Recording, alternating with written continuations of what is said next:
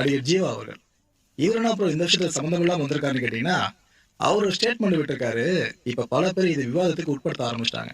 ஆமால, ஒரு படத்தை வெளியே கொண்டு வரதுல எவ்வளவு கஷ்டம். அந்த படைப்பாளியோட கருத்து சுதந்திரம் இருக்குல்ல, அந்த படைப்பு சுதந்திரம், அதுக்கு எவ்வளவு பிரச்சனை ஏற்படுது.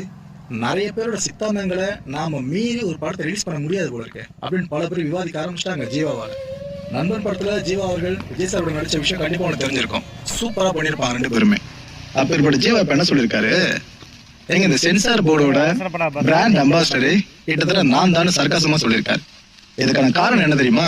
அவர் நடிப்புல வெளியான ஜிப்சி படம் பல பேரும் பார்த்திருப்பீங்க. அந்த படத்துல மட்டுமே 48 கட்டு கொடுத்தாங்களாம்.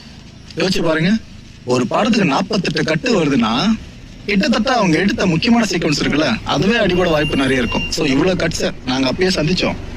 அவங்களோடு சேர்ந்து கொரோனா வேற எங்களுக்கு செஞ்சிருச்சுங்க பயங்கரமா. இது எல்லாம் தாண்டி அந்த படம் ரிலீஸ் ஆகிறதுக்குள்ள ஒரு